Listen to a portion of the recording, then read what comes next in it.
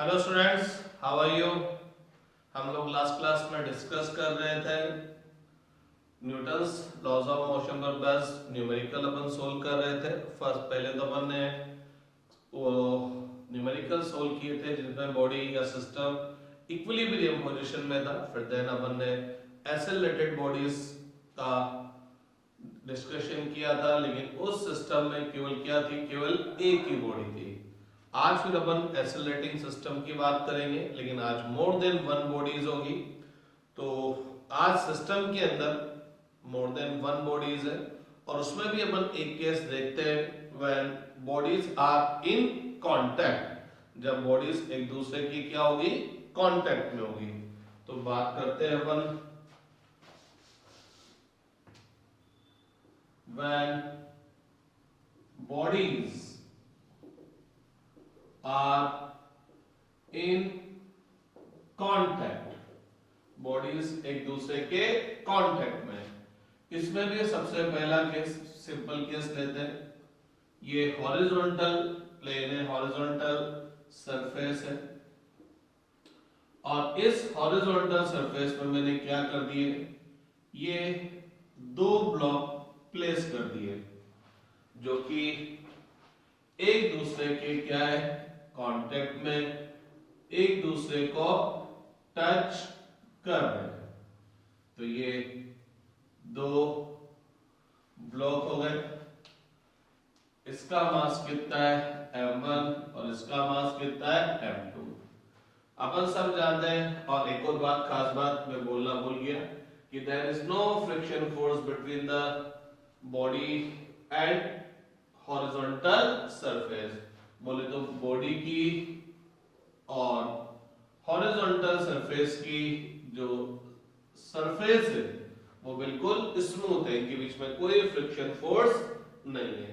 तो अपन को पता है जब बॉडी हॉरिजॉन्टल प्लेन पर प्लेस्ड है तो इसको चलाने के लिए एक्सेलरेशन प्रोवाइड करने के लिए आपको क्या करना पड़ेगा, फोर्स अप्लाई करना पड़ेगा। तो लेट अस सपोज मैंने क्या कर दिया, इस पर एक हॉरिजॉन्टल फोर्स अप्लाई कर दिया।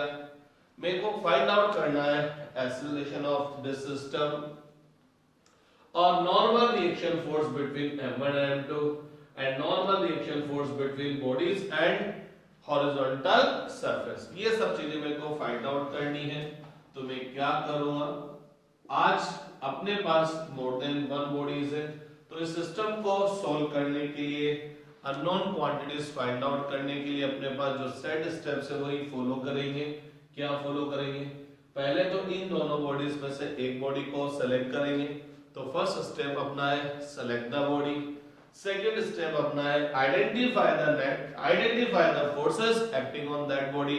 थर्ड स्टेप आपका क्या है, make free body diagram and label the forces acting on the body, and fourth step is write the equation according to Newton's second law of motion और उस equation को resolve कर दीजिए into two mutually perpendicular direction। Work first is along the direction of acceleration और second है along the perpendicular direction of acceleration। repeat the same steps for other bodies। तो सबसे पहले अपन क्या करते हैं, इनमें से किसी एक बॉडी को सेलेक्ट करते हैं। हाँ, उससे भी पहले जैसे मैं फोर्स इस पर लगाऊंगा m1 और m2 दोनों मूव करेंगे विद सेम एक्सेलरेशन a। तो एक्सेलरेशन इस डायरेक्शन में होगा। तो ये आपका हॉरिजॉन्टल सरफेस है, ये आपका m1 हो गया और ये दूसरी बॉडी हो गई m2। ठीक है, अब अपन क्या करते हैं, आपने m1 पर फोर्स लगाया, इस फोर्स की वजह से जैसे ही m1 आगे जाने की कोशिश करेगा, m1 m2 को क्या करेगा, टक्कर करेगा। m1 m2 से भिड़ जाएगा, कोलाइड करेगा। तो यह m1 क्या करेगा, इस m2 पर, यह m1 क्या करेगा, इस m2 पर एक नॉर्मल रिएक्शन फोर्स अप्लाई करेगा।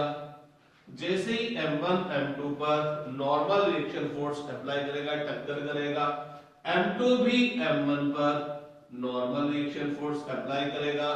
मैग्नीट्यूड में सेम होगा, डायरेक्शन में क्या होगा, अपोजिट। तो ये तो फोर्स है on M2 due to M1 और ये on M1 due to M2। तो इस हॉरिजॉन्टल फोर्स की वजह से जैसे ही M1 आगे जाने की कोशिश करेगा, रास्ते में इसके M2 आ गया तो ये M2 को टक्कर मारेगा, ये M2 की सरफेस को प्रेस करेगा। तो जैसे ही M1 ने M2 की सरफेस पे प्रेस किया तो M2 पर एक नॉर्मल रिएक्शन फोर्स आ गया ड्यू टू M1, तो M2 ने भी M1 पर एक नॉर्मल रिएक्शन फोर्स अप्लाई कर दिया। इस M1 पर क्या कर रहा है, एक और फोर्स लग रहा है। कौन सा फोर्स लग रहा है, ग्रेविटेशनल फोर्स। आपकी अर्थ इस M1 को अपनी तरफ अट्रैक्ट करेगी।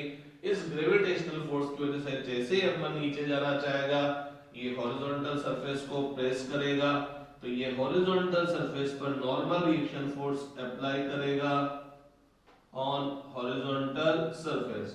नॉर्मल रिएक्शन फोर्स अप्लाई करेगा डाउनवर्ड डायरेक्शन में, तो यह हॉरिजॉन्टल सरफेस इस पर क्या करेगी, नॉर्मल रिएक्शन फोर्स अप्लाई करेगी अपवर्ड डायरेक्शन में। नॉर्मल रिएक्शन फोर्स हमेशा कांटेक्ट सरफेस के क्या होता है, परपेंडिकुलर होता है। अब आप देखो M1 पर और कोई फोर्स लगेगा, नहीं लगेगा, ये तो आपने लगाया। इसकी वजह से जैसे ही आगे जाना चाह, M1 ने M2 को कोलाइड किया, कोलिजन हुआ, तो M1 की वजह से M2 पर एक नॉर्मल रिएक्शन फोर्स अप्लाई हुआ। इसकी वजह से M1 पर भी एक नॉर्मल रिएक्शन फोर्स अप्लाई हो गया। M1 पर ग्रेविटेशनल फोर्स लगा, M1 जी, उसकी वजह से ये जैसे ही नीचे जाना चाहेगा, ये हॉरिजॉन्टल सरफेस को नीचे प्रेस करेगा, तो हॉरिजॉन्टल सरफेस इसको ऊपर प्रेस करेगी। मेरे हिसाब से अभी सिस्टम में M1 पर और कोई फोर्स नहीं लग रहा है, तो अब अपन क्या कर दें, free body diagram of M1 draw कर देते हैं। तो अब अपन क्या करेंगे, इस M1 को इस सिस्टम से अलग करके नया डायग्राम बना देंगे। जितने भी फोर्स यहाँ पर M1 पे लग रहे हैं उन सबको रिप्रेजेंट कर देंगे। एक तो लगा ग्रेविटेशनल फोर्स M1 जी, एक आपने लगाया F, एक M2 ने लगाया, क्या लगाया, R1, एक हॉरिजॉन्टल सरफेस ने लगाया नॉर्मल रिएक्शन फोर्स M1। तो ये चार फोर्स लग रहे हैं और इसका एक्सेलरेशन कौन से डायरेक्शन में, हॉरिजॉन्टल डायरेक्शन में। तो पहले तो अपन स्टेप बाय स्टेप सोल्व कर लेते हैं, फिर धीरे धीरे वापस स्पीड बढ़ाएंगे। तो from the Newton's second law of motion, net force acting on M1 किसके इक्वल होगा, मास मल्टीप्लाई बाय एक्सेलरेशन। और according to the principle of superposition for forces, net force is also equal to the vector sum of all the forces acting on that body. तो भैया इस M1 पर चार force लग रहे हैं, तो इस पर जो नेट फोर्स होगा इन चारों का वेक्टर सम होगा, और यही वेक्टर सम किसके इक्वल होगा, मास मल्टीप्लाई बाय एक्सेलरेशन। अब अपन को इस इक्वेशन को सॉल्व करना है, तो अपन क्या करेंगे, इस इक्वेशन को रिजॉल्व कर देंगे into two mutually perpendicular direction. एक होगा अलोंग द एक्सेलरेशन और एक होगा परपेंडिकुलर टू द एक्सेलरेशन। तो अपन बात करेंगे, रिजॉल्व करेंगे along acceleration in the direction of acceleration. और जनरली में जो एक्सेलरेशन के डायरेक्शन है उसको क्या ले लेता हूं, x डायरेक्शन। तो ये मेरी x डायरेक्शन है और ये y डायरेक्शन, या यूं बोल सकता हूं x हॉरिजॉन्टल डायरेक्शन है और y वर्टिकल डायरेक्शन है। तो जब net force along horizontal direction देखूंगा, along the direction of acceleration देखूंगा, बोले तो x डायरेक्शन में देखूंगा, तो इन सब का कंपोनेंट आएगा x एक्सिस की तरफ आएगा। तो f का x डायरेक्शन में कंपोनेंट f का f, क्योंकि f हॉरिजॉन्टल है, इस m1g का x डायरेक्शन में कंपोनेंट 0, n का कंपोनेंट 0, इस r1 का x डायरेक्शन में कंपोनेंट r1 का 1, लेकिन अपोजिट डायरेक्शन में एक्सेलरेशन के दो minus, equal to mass multiply by component of acceleration in the direction of acceleration. तो सेम टू सेम आ जाएगा। तो f minus r1 equal to कितना हो गया, m1 a, इस ब्लॉक का मास m1 है तो m1 a, यहां पर भी m1 लिख देता हूं। अब अपन बात करते हैं along the perpendicular to acceleration, तो acceleration के परपेंडिकुलर डायरेक्शन में बोले तो कौन से डायरेक्शन की बात करें अपन, y डायरेक्शन की बात करें। y डायरेक्शन की बात करेंगे तो net force acting on m1 along y direction बोले तो परपेंडिकुलर टू द एक्सेलरेशन बोले तो वर्टिकल डायरेक्शन। तो अपन इस f वेक्टर का कंपोनेंट फाइंड आउट करें, इस f1 वेक्टर का कंपोनेंट फाइंड आउट करें y डायरेक्शन में, तो इन सब के भी कंपोनेंट y डायरेक्शन में आएंगे। इस f का y डायरेक्शन में कंपोनेंट 0, इस m1g का y डायरेक्शन में कंपोनेंट m1g आ जाएगा, लेकिन डाउनवर्ड डायरेक्शन में तो माइनस में आएगा। इस n का y डायरेक्शन में कंपोनेंट n का n आ जाएगा, पॉजिटिव आ जाएगा, और इस r1 का y डायरेक्शन में कंपोनेंट कितना आ गया, 0 आ गया, equal to mass multiply by acceleration. तो साहब component of acceleration perpendicular to the acceleration कितना होगा, 0 हो जाएगा। तो यहां से पता लगा minus m1g plus n equal to 0, तो n इक्वल टू कितना हो गया, m1g। इस n को अपन ने n नहीं बोल रखा, नॉर्मल रिएक्शन फोर्स n1 से रिप्रेजेंट कर रखा है, तो मैं इसको यहां पर n1 से रिप्रेजेंट कर देता हूं। तो इस हॉरिजॉन्टल सरफेस की वजह से जो नॉर्मल रिएक्शन फोर्स लगा वो किसके इक्वल लगा, mg के इक्वल हो गया, ठीक है। तो भाई ये तो सारे स्टेप्स हो गए m1 के लिए। अब अपन ये सारे स्टेप्स किसके लिए फॉलो करते हैं, m2 के लिए। तो अब अपन m2 को सेलेक्ट करते हैं। अब अपना टारगेट क्या होगा, m2 पर कौन कौन से फोर्स लगेंगे, तो m2 पर कौन सा फोर्स लगेगा, एक तो लगेगा gravitational force m2g, horizontal surface को दबाएगा, तो हॉरिजॉन्टल सरफेस भी इसको दबाएगी, तो हॉरिजॉन्टल सरफेस की वजह से नॉर्मल रिएक्शन फोर्स लग गया n2, एक और इस पर m2 पर फोर्स लगा है, किसकी वजह से, m1 की वजह से।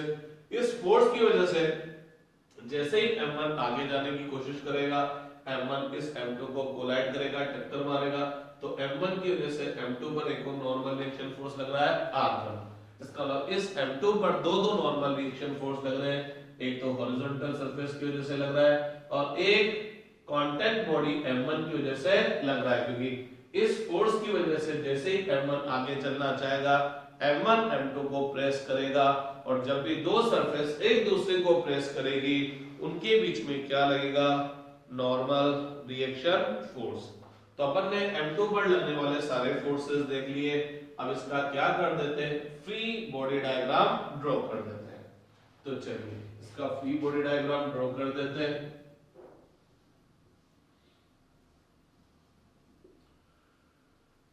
ये m2 है, एक तो इस पर फोर्स लगा, कौन सा लगा, m1 ने लगाया, r1, इस पर एक और लगा ग्रेविटेशनल फोर्स m2g, और एक हॉरिजॉन्टल सरफेस की वजह से लगा नॉर्मल रिएक्शन फोर्स n2, और ये भी m1 के साथ सेम एक्सेलरेशन से मूव कर रहा है। तो अगर अपन इसके लिए इक्वेशन लिखे तो अपन बोलेंगे net force acting on the body क्या होगा, is equal to the vector sum of all the forces acting on m2, और यही नेट फोर्स किसके इक्वल होगा, mass multiply by acceleration. Again अपन क्या कर लेंगे, इसको रिजॉल्व कर लेंगे अलोंग द एक्सेलरेशन, बोले तो x एक्सिस। तो जब अपन net force along x axis देखेंगे तो इन सब का कंपोनेंट आएगा कौन से डायरेक्शन में, x एक्सिस की तरफ। x एक्सिस क्या है, x एक्सिस क्या है, in the direction of acceleration. तो इस r1 का x की तरफ component same to same positive आएगा, क्योंकि r1 एक्सेलरेशन की डायरेक्शन में, मैं एक्सेलरेशन वाले डायरेक्शन को प्लस लेता हूं, ठीक है। m2g का कोई कंपोनेंट नहीं आएगा, n2 का भी कोई कंपोनेंट नहीं आएगा, equal to mass multiply by acceleration. Component of acceleration in the direction of acceleration same to same आ गया, तो R1 इक्वल टू कितना हो गया M2A। तो साहब एक इक्वेशन आपके पास पहले आई थी, इसको फर्स्ट बोल देते हैं, इसको सेकंड बोल देते हैं और इसको थर्ड बोल देते हैं। ठीक है, परपेंडिकुलर टू द एक्सेलरेशन की बात करेंगे, बोले तो y एक्सिस की बात करेंगे, बोले तो वर्टिकल डायरेक्शन की बात करेंगे।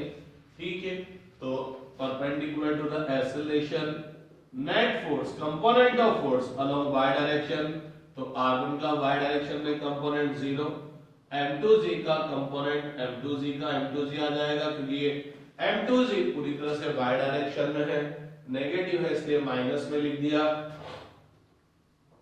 और n2 भी पूरा का पूरा आ गया, और एक्सेलरेशन का y डायरेक्शन में कंपोनेंट 0 तो ये भी 0 हो गया, तो n2 इक्वल टू कितना हो गया m2g।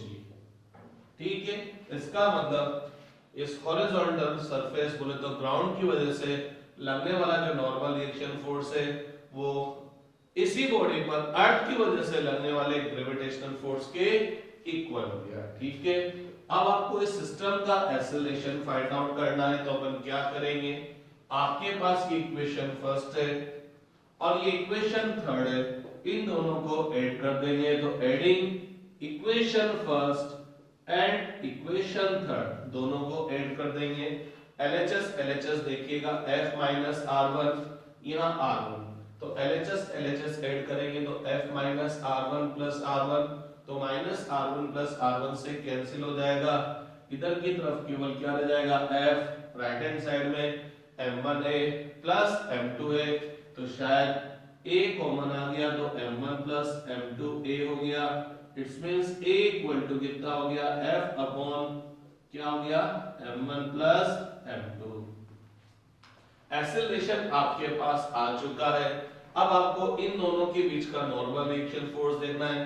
ये वाला नॉर्मल रिएक्शन फोर्स तो मैं पहले ही फाइंड आउट कर चुका हूं, सेकंड और फोर्थ। अब मेरे को इन दोनों M1 और M2 के बीच भी नॉर्मल रिएक्शन फोर्स देखना है, तो मैं क्या करूं, इस A की वैल्यू यहां सब्स्टिट्यूट कर दूंगा, तो जब मैं A की वैल्यू यहां सब्स्टिट्यूट करूंगा तो normal reaction force between M1 and M2 क्या हो जाएगा M2A, A की वैल्यू क्या है F upon M1 plus M2, तो ये आ जाएगा M2 upon M1 plus M2 multiply by F।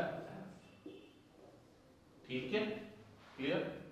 तो इस तरह से अपन क्वेश्चन सोल्व कर लेंगे, लेकिन अगर आप इसको थोड़ा सा और स्पीड से करना चाहें, एक्सेलरेशन अगर आप डायरेक्ट फाइंड आउट करना चाहें तो एक शॉर्टकट मेथड भी मैं आपको बता देता हूं, लेकिन ये शॉर्टकट मेथड तभी लगेगा जब सिस्टम की जो बॉडीज है, जिन बॉडीज को मैं कंसीडर कर रहा हूं उनका एक्सेलरेशन सेम हो। ठीक है, तो आप पहले तो इसको राइट डाउन कर लीजिए, फिर मैं आपको शॉर्ट ट्रिक बता देता हूं।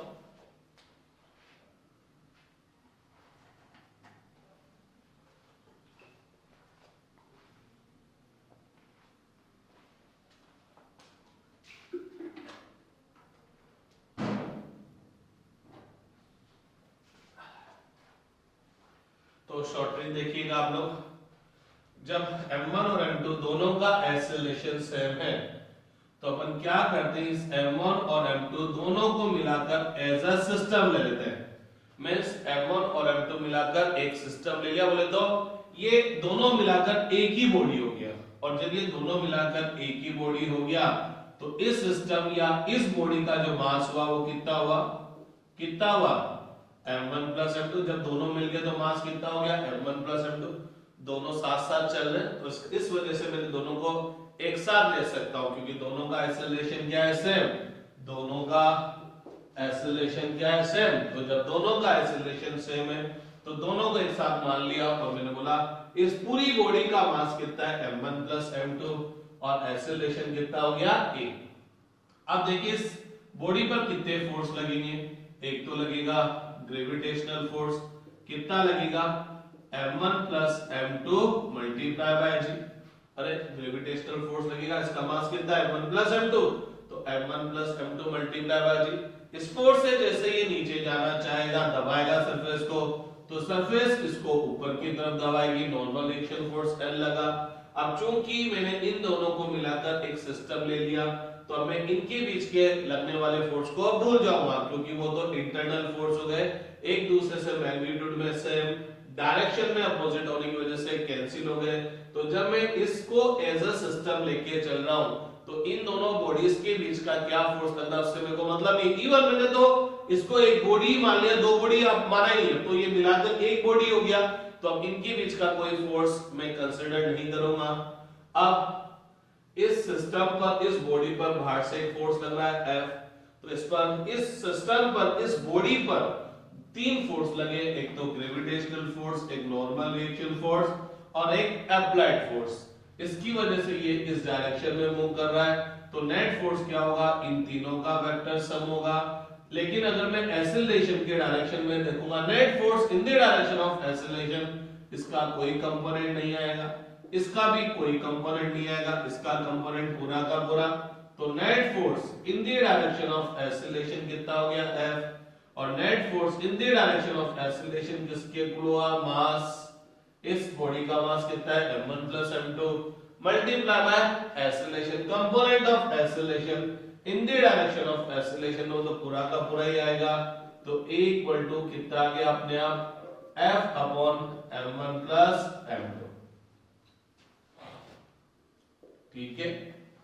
साथ ही साथ अगर आप ये नॉर्मल रिएक्शन फोर्स देखें तो एक्सेलरेशन के परपेंडिकुलर डायरेक्शन में देखेंगे तो इसका कोई कंपोनेंट नहीं, ये पूरा का पूरा, ये पूरा का पूरा, और आपको पता है इस वाले डायरेक्शन में नेट फोर्स क्या होगा, जीरो, y डायरेक्शन में नेट फोर्स क्या होगा, जीरो।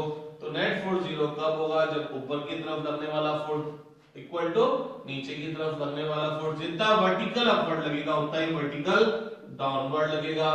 तो आपका जो हॉरिजॉन्टल सरफेस है वो इस बॉडी पर कितना नॉर्मल रिएक्शन फोर्स लगाएगी, m1 plus m2 जी, आप खुद देख लीजिए, इस m1 पर कितना फोर्स लगा, कितना लगा m1 जी, इस हॉरिजॉन्टल सरफेस से m2, इस हॉरिजॉन्टल सरफेस से m2 पर कितना नॉर्मल रिएक्शन फोर्स लगा, कहा गया m2 जी। तो हॉरिजॉन्टल सरफेस ने m1 और m2 पर मिलाकर कितना फोर्स लगाया, m1 plus n2, और n1 किसके इक्वल है, कहां गया n1, ये रहा m1 जी, और m2 n2 कहां गया, वो रहा m2 जी। तो कितना फोर्स लगा भैया, m1 plus m2 जी, आ गया। तो ये थोड़ा शॉर्टकट मेथड है फाइंड आउट करने का, लेकिन ये मेथड तभी लगेगा जब एक्सेलरेशन सेम होगा, तभी जाकर मैं इन दोनों को कंबाइन कर सकता हूं, अदरवाइज नहीं कर सकता, ठीक है। तो अभी अपने जो सिस्टम लिया जिसमें दोनों सरफेस, दोनों बॉडीज एक दूसरे के कांटेक्ट में है, लेकिन अभी अपन ने केवल इस सिस्टम में दो बॉडीज ली, लेकिन अगर तीन बॉडी होती है सिस्टम में तो हम फिर कैसे सॉल्व करते हैं, तो देखते हैं। रब कर रहा हूं मैं, राइट डाउन करना है तो आप अपने हिसाब से राइट डाउन कर लीजिए।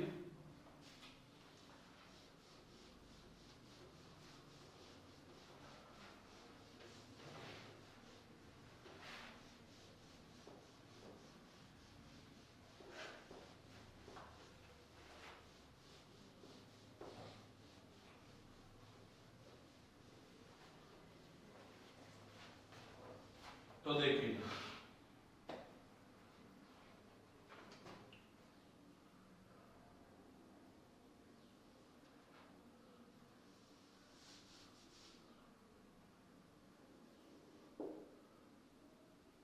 ये तीन बॉडीज हैं जो एक दूसरे के कांटेक्ट में और हॉरिजॉन्टल प्लेन पर प्लेस्ड है, तीनों के तीनों ये हॉरिजॉन्टल सरफेस पर प्लेस्ड है, ये m1 है, ये m2 है, ये m3 है।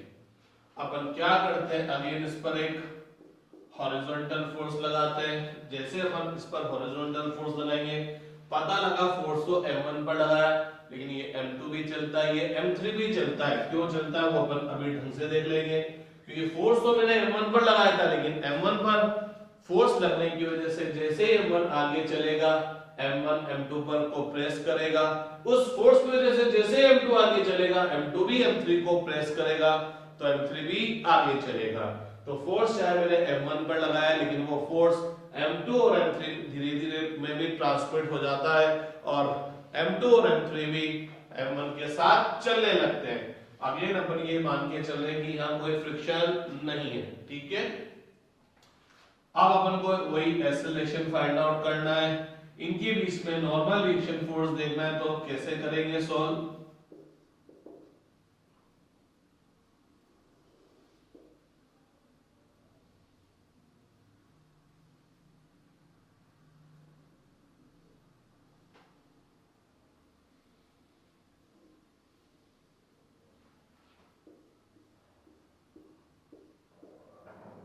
ये फोर्स लगाया मैंने M1 पर, जैसे इस M1 पर फोर्स लगाया, इस फोर्स की वजह से M1 मूव करेगा राइट हैंड डायरेक्शन में, जैसे वो राइट हैंड डायरेक्शन में मूव करेगा M2 इसको मिलेगा, तो ये M2 की सरफेस को क्या करेगा, प्रेस करेगा, कोलाइड करेगा, टक्कर मारेगा, तो इस M1 की वजह से इस M2 पर एक नॉर्मल रिएक्शन फोर्स अप्लाई होगा।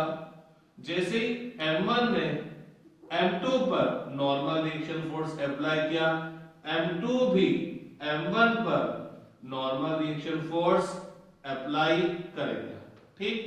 इस नॉर्मल रिएक्शन फोर्स की वजह से ये M2 भी M1 पर फोर्स लगा तो M2 आगे जाने की कोशिश करेगा, M1 पर फोर्स लगा तो M1 आगे जाने की कोशिश करेगा, तो M1 ने M2 को प्रेस किया, नॉर्मल रिएक्शन फोर्स लगाया, कोलाइड किया, टक्कर मारी तो फोर्स लगाया। इस फोर्स की वजह से M2 जैसे ही आगे जाने की कोशिश करेगा, ये M2 भी आगे एक और चीज बॉडी है उससे टक्कर करेगा, तो M2 इस M3 पर एक नॉर्मल रिएक्शन फोर्स लगाएगा, तो ये M3 भी इस M2 पर नॉर्मल रिएक्शन फोर्स लगाएगा, ठीक है। अब एक एक इंडिविजुअल बॉडी चूज कर लेते हैं। देखना ये M1 क्यों चला, इस फोर्स की वजह से चला, ये M2 क्यों चला, इस फोर्स की वजह से चला, ये M3 क्यों चला, वो इस फोर्स की वजह से चला। दैट्स व्हाई जैसे ही M1 पर फोर्स लगाया, M1 ने M2 पर लगाया, उस फोर्स की वजह से जैसे M2 आगे जाना चाहेगा वो M3 पर फोर्स लगाएगा और M3 इस फोर्स की वजह से आगे जाएगा और तीनों के तीनों साथ चलेंगे विद सेम एक्सेलरेशन।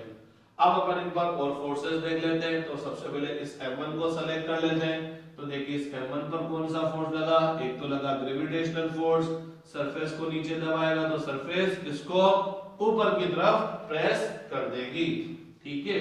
तो इस M1 पर केवल यही फोर्स लग रहे हैं, तो free body diagram of M1 draw कर दें यहीं पर। तो ये मैंने M1 का फ्री बॉडी डायग्राम ड्रॉ कर दिया।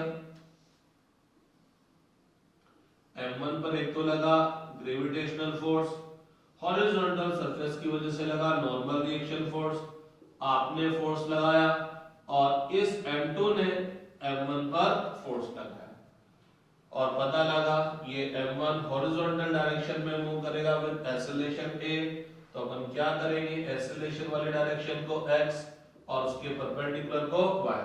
बोले तो हॉरिजॉन्टल डायरेक्शन x और वर्टिकल डायरेक्शन क्या हो गया, y हो गया। अब अपन क्या करते हैं, इक्वेशन राइट कर देते हैं।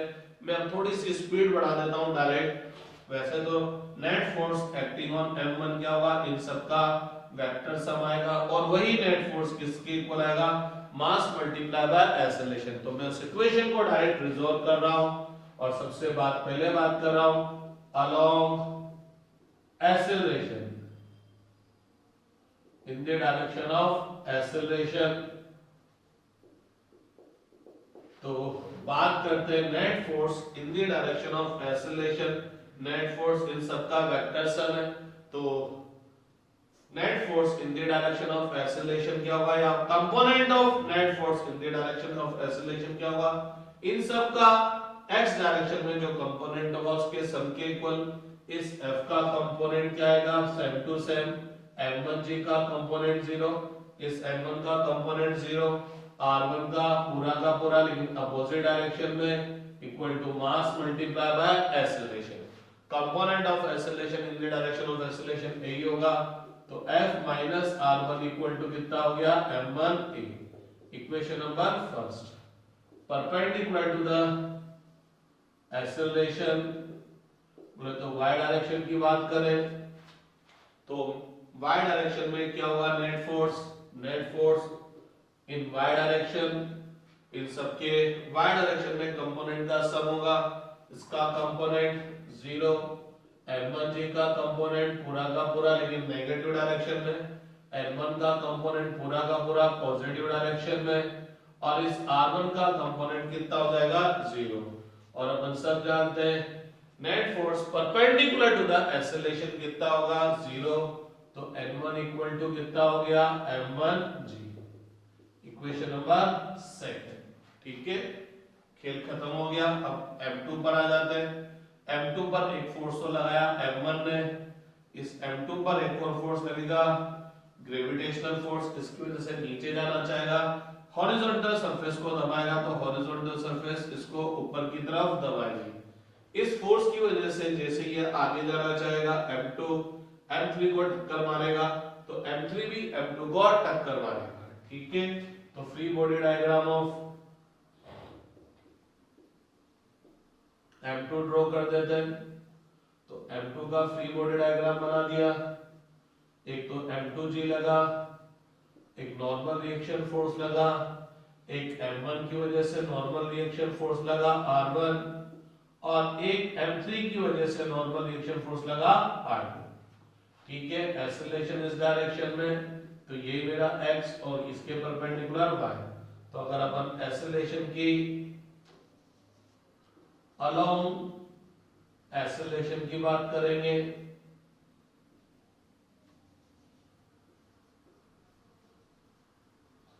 तो क्या होगा, डायरेक्ट लिखूंगा net force in the direction of acceleration, इसका कंपोनेंट तो 0, ये सेम ये सेम लेकिन अपोजिट है, तो एक्सेलरेशन वाली डायरेक्शन को प्लस लूंगा तो ये पॉजिटिव आ जाएगा, ये नेगेटिव आ जाएगा, equal to mass multiply by acceleration. अब की बार मैंने डायरेक्ट ये वाली इक्वेशन लिख दी। ठीक है, ये वाली भी नहीं लिखी, डायरेक्ट ये वाली स्टेप लिख दी।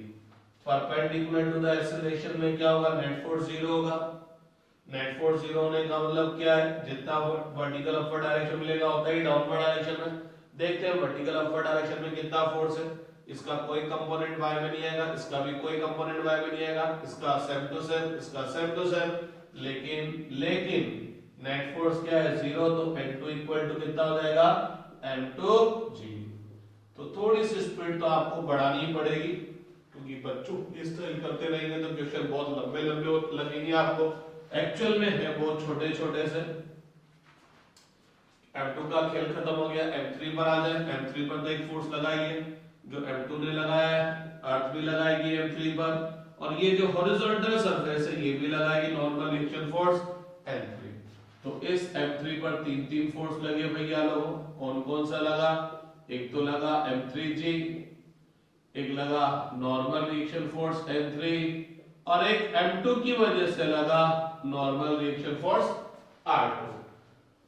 और ये हॉरिजॉन्टल डायरेक्शन में मूव करेगा विद एक्सेलरेशन a, ये x ये y। तो अगर अपन इन द डायरेक्शन ऑफ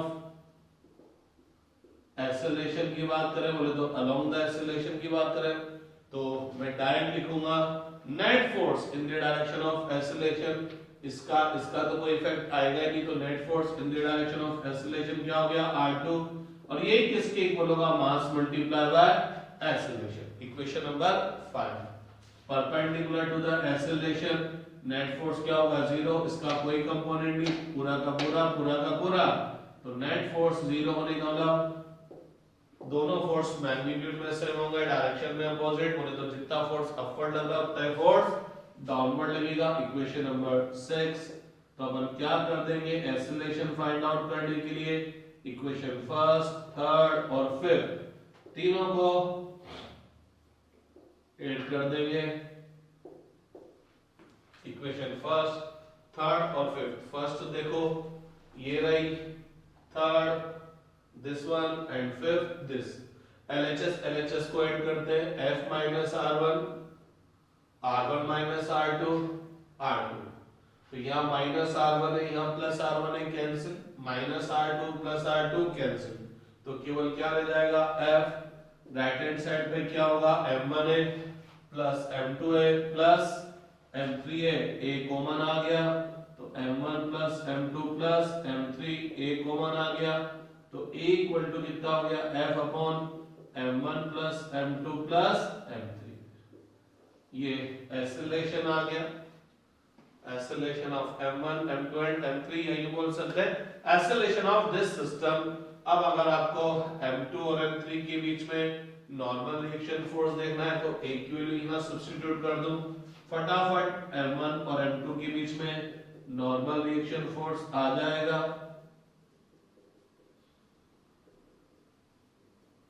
क्योंकि मेरे को एक्सेलरेशन पता लग गया तो M2 पर जो फोर्स आ गया R2 equal to mass multiply by acceleration, acceleration अपन फाइंड आउट कर चुके हैं। अब अगर आपको M1 और M2 के बीच में नॉर्मल रिएक्शन फोर्स देखना है बोले तो R1 की वैल्यू फाइंड आउट करनी है तो आप R1 की वैल्यू यहां से भी फाइंड आउट कर सकते हैं, यहां से भी फाइंड आउट कर सकते हैं। तो चलो मैं यहां से फाइंड आउट कर लेता हूं। तो substitute the value of A in equation first, क्या होगा F minus R1 equal to M1A, A की वैल्यू कितनी है F upon M1 plus M2 plus M3। R1 इधर ले ले, इसको इधर लेकर आ जाते हैं तो R1 इक्वल टू कितना हो जाएगा F minus F M1 upon M1 plus M2 plus M3। मेरे हिसाब से शायद इन दोनों में से क्या कॉमन आ गया, F कॉमन आ गया। तो जैसे आप F कॉमन लेंगे तो यहाँ तो क्या बचेगा 1 बचेगा, F कॉमन आ गया, यहाँ 1 बचा, यहाँ ये रिमेनिंग होगा, ये एलसीएम लेंगे तो यहाँ क्या आएगा M1 plus M2 plus M3 minus M1 से M1 क्या हो जाएगा कैंसिल। तो डायरेक्ट लिख रहा हूँ R इक्वल टू कितना आएगा M2 plus M3 upon M1 plus M2 plus M3। तो ये R1 और R2 के बीच में, सॉरी M1 और M2 के बीच में भी नॉर्मल रिएक्शन फोर्स आ गया। राइट डाउन कर लीजिए आप, ग्राउंड और बॉडीज के बीच में तो नॉर्मल रिएक्शन फोर्स ये आ गया। ग्राउंड और M1 के हॉरिजॉन्टल सरफेस और M1 के बीच का नॉर्मल रिएक्शन फोर्स ये रहा, हॉरिजॉन्टल सरफेस M2 के बीच का नॉर्मल रिएक्शन फोर्स ये रहा, हॉरिजॉन्टल सरफेस और M3 के बीच का normal reaction force, equation number 6। Write down कर लीजिए आप फटाफट।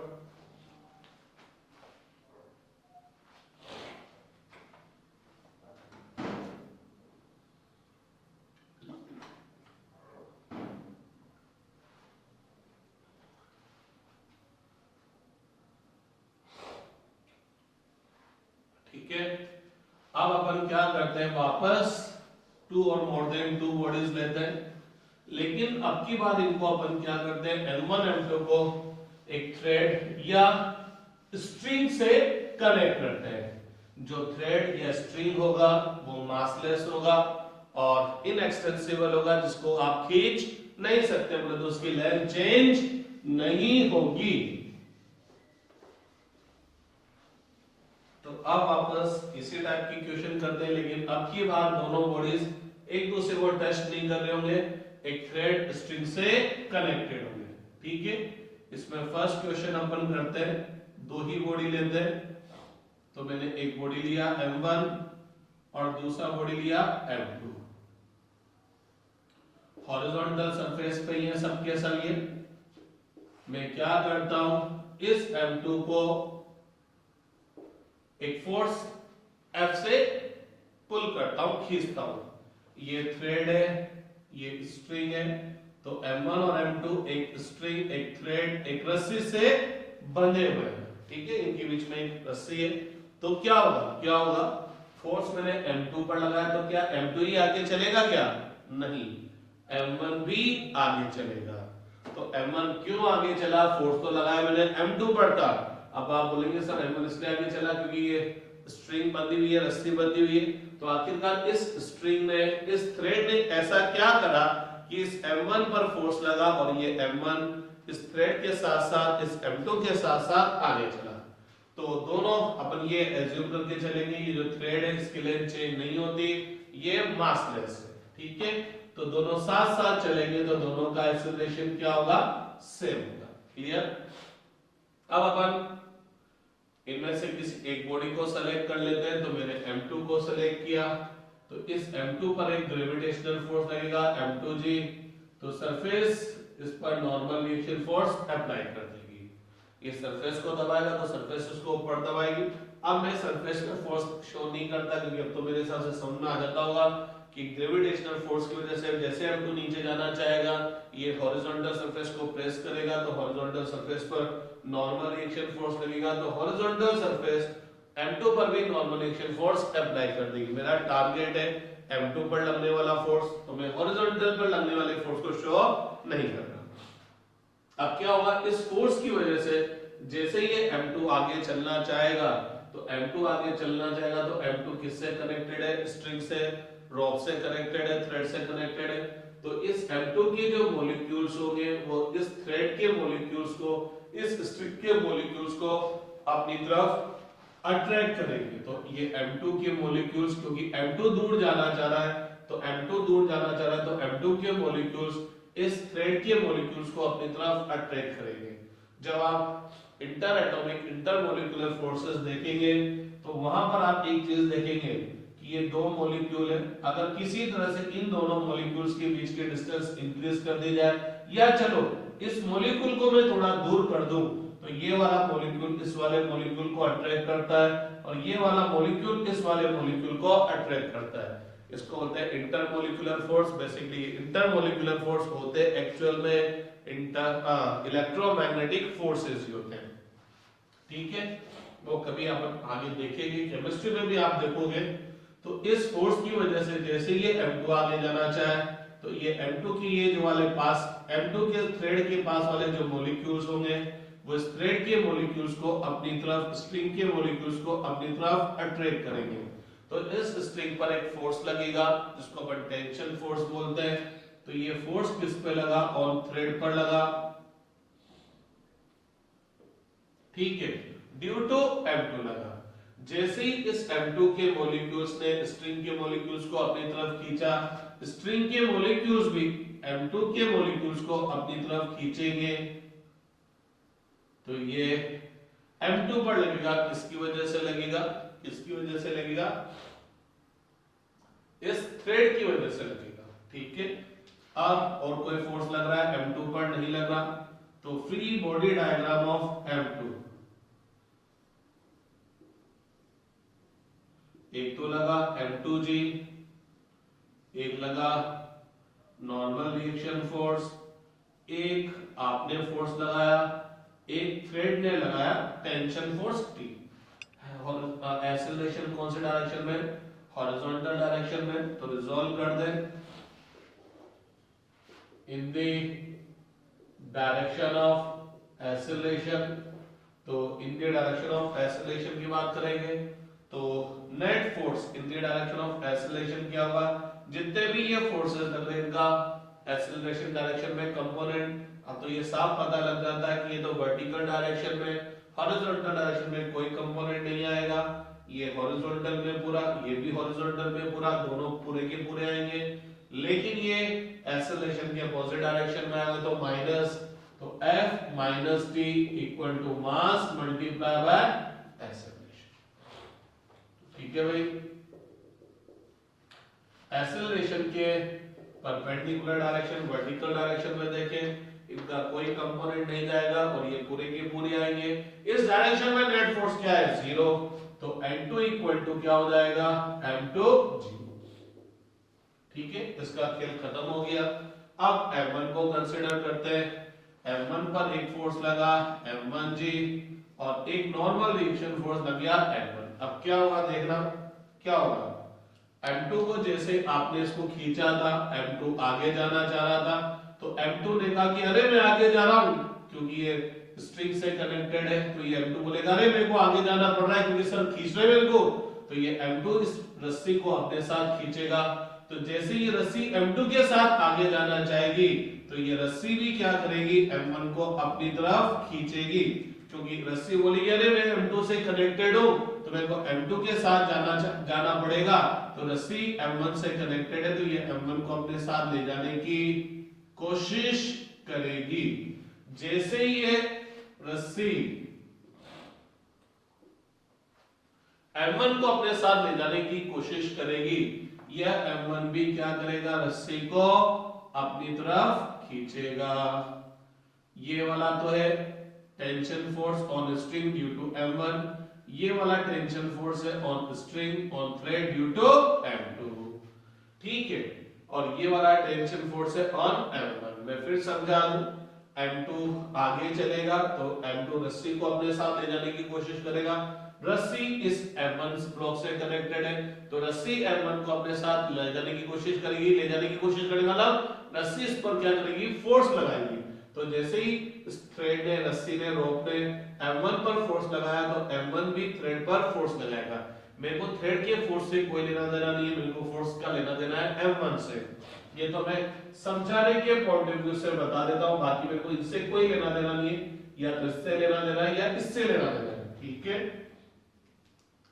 तो free body diagram of M1 अगर अपन बात करेंगे तो भैया लगाओ, एक तो लगा M1G, एक लगा नॉर्मल रिएक्शन फोर्स, एक लगा टेंशन फोर्स। एक्सेलरेशन इधर है तो in the direction of acceleration इनका कोई कंपोनेंट नहीं आएगा, ये सेम टू सेम।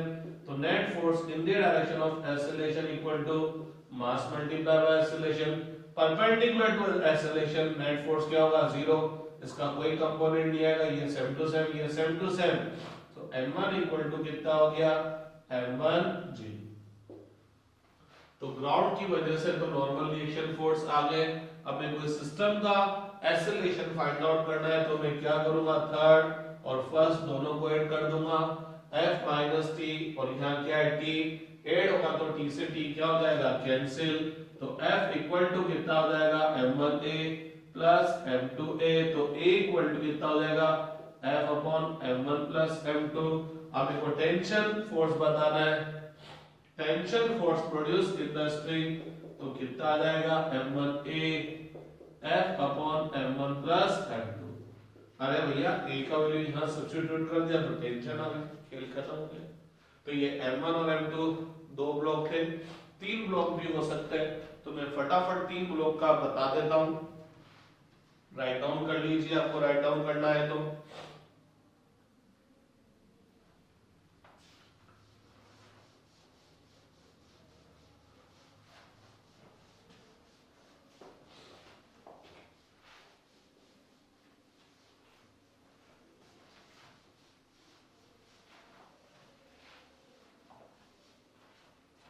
तो देखिएगा,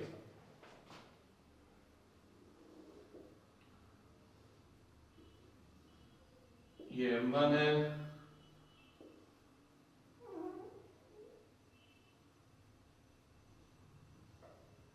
ये M2 है, और ये M3 है।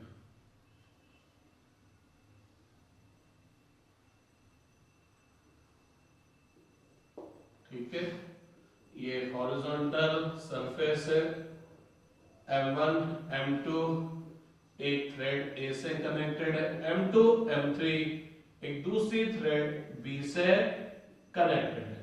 मेरे को क्या बताना है, मैंने जैसे इस पर फोर्स लगाया तीनों के तीनों ब्लॉक चलेंगे विद सेम एक्सेलरेशन, तो मेरे को सिस्टम का एक्सेलरेशन बताना है, tension force between tension force बताना है produce in A and B। तो देखते हैं, स्टार्ट करते हैं गेम। M3 को चूज करते हैं, इस M3 पर एक फोर्स लगा, एक लगा ग्रेविटेशनल फोर्स और एक लगा normal reaction force.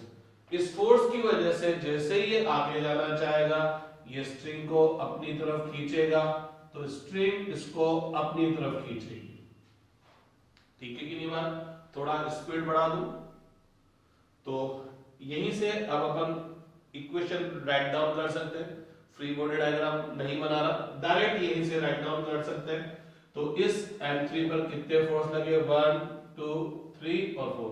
Free body diagram तो इसलिए बनाते हैं ताकि आपको कोई और फोर्स नहीं दिखे, नहीं तो दिखने वालों को ये भी दिख जाएगा। अब इतनी अक्ल आ जानी चाहिए कि ये वाला फोर्स स्ट्रिंग पर नहीं है, ये वाला फोर्स स्ट्रिंग पर है, M3 पर नहीं है।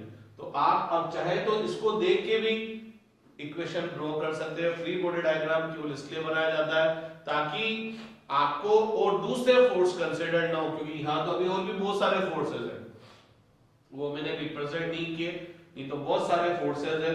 तो फ्री बॉडी डायग्राम में बस फायदा ही होता है कि आपको बस उस बॉडी पर लगने वाले फोर्स दिखते हैं और कोई फोर्स नहीं दिखता। तो M3 के लिए मैं इक्वेशन राइट कर रहा हूं इन द डायरेक्शन ऑफ एक्सेलरेशन। क्या होगा?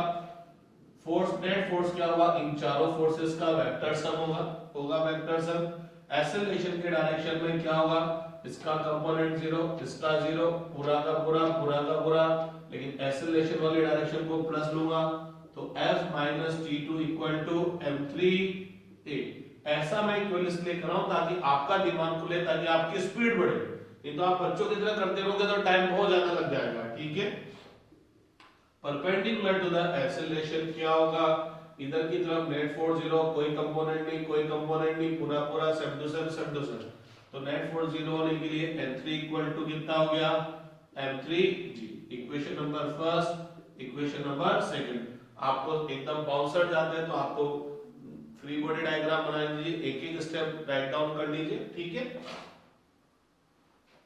ये M3 जैसे ही इस फोर्स की वजह से आगे जाना चाहेगा, ये M3 इस स्ट्रिंग को खींचेगा तो ये स्ट्रिंग M3 के साथ चलना चाहेगी, लेकिन इस स्ट्रिंग का दूसरा एंड M2 से कनेक्टेड है। तो जैसे ये स्ट्रिंग आगे जाएगी, ये M2 को भी अपने साथ आगे ले जाएगी। तो ये M2 पर, ये थ्रेड M2 पर फोर्स लगाएगा, तो M2 भी थ्रेड पर फोर्स लगाएगा। लेकिन मेरे को मतलब केवल किससे है? M2 पर लगने वाले फोर्स से। इस फोर्स की वजह से जैसे ही M2 आगे जाना चाहेगा, ये क्या करेगा? इस रस्सी को अपनी तरफ खींचेगा, क्योंकि कनेक्टेड है। तो ये रस्सी इसको अपनी तरफ खींचेगी।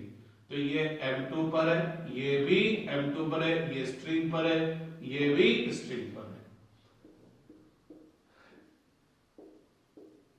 ठीक है, ये M2G हो गया, ये नॉर्मल रिएक्शन फोर्स M2 हो गया। तो इस M2 का अगर मैं फ्री बॉडी डायग्राम बनाऊं तो ये लो, तोड़ दिया मैंने, सिस्टम से अलग कर दिया। तो कितने फोर्स लगे? 4 फोर्स लगे। तो in the direction of acceleration M2 की बात करें तो एक्सेलरेशन की डायरेक्शन में इसका component 0, same to same. Acceleration की डायरेक्शन पॉजिटिव, तो ये पॉजिटिव आ जाएगा, ये नेगेटिव आ जाएगा। तो T2 - T1 = mass multiply by acceleration. Perpendicular to the acceleration कोई कंपोनेंट नहीं, same to same. Net force 0 होगा तो N2 = कितना हो जाएगा? M2G। तो आप थोड़ा दिमाग खोल के काम करेंगे तो इक्वेशन बहुत फटाफट बन जाती है, टाइम ज्यादा नहीं लगता। M2 जैसे ही आगे जाना चाहेगा, M2 ने इस रस्सी को अपनी तरफ खींचा, लेकिन रस्सी का दूसरा एंड किससे कनेक्टेड है? M1 से। तो ये स्ट्रिंग, ये थ्रेड इस M1 को अपने साथ ले जाने की कोशिश करेगी, बोले तो M1 पर फोर्स लगाएगी। तो M1 भी M2 पर, M1 भी इस थ्रेड पर क्या करेगा? फोर्स लगाएगा। एक स्ट्रिंग में टेंशन पूरी सेम रहेगी, लेकिन अलग अलग स्ट्रिंग में टेंशन अलग अलग। इसलिए मैं यहाँ T1 लिख रहा हूं, यहाँ T2 लिख रहा हूं, लेकिन यहाँ और यहाँ अलग अलग लिख रहा हूं। ठीक है, ये M1 पर है और ये थ्रेड पर है। ये एक M1G लगा, ये नॉर्मल रिएक्शन लगा। तो अगर मैं इस M1 का फ्री बॉडी डायग्राम बनाऊं तो ये सिस्टम से मैंने इसको अलग कर दिया। तो फॉर M1 क्या होगा भैया? एक्सेलरेशन के डायरेक्शन में, इन द डायरेक्शन ऑफ एक्सेलरेशन, इसका कोई कंपोनेंट नहीं, इसका कोई कंपोनेंट नहीं, ये पूरा का पूरा। तो net force in the direction of acceleration केवल कितना लेगा? T1। तो नेट फोर्स किसके इक्वल होगा? Mass multiply by acceleration perpendicular to the acceleration, N1 = M1G। Equation 5, equation 6, first, third और फिफ्थ तीनों को ऐड कर दें। -T2 + T2 -T1 + T1 तो कैंसिल हो जाएंगे, केवल क्या बचेगा? F। तो F = कितना हो जाएगा? M1A + M2A + M3A, एक कॉमन। तो A = क्या हो जाएगा? F/M1 + M2 + M3। एक्सेलरेशन का वैल्यू यहां सब्स्टिट्यूट कर दीजिए। तो तो स्ट्रिंग ए के अंदर टेंशन आ जाएगा और एक्सेलरेशन का वैल्यू यहां सब्स्टिट्यूट कर दीजिए तो स्ट्रिंग बी का टेंशन यहां से आ जाएगा। ठीक है, अभी और भी बहुत सारे क्वेश्चन इस पर बेस्ड होते हैं, तो अपन नेक्स्ट क्लास में उन क्वेश्चंस को सोल्व करेंगे। ठीक है, तो आज के लिए बहुत है, थैंक यू।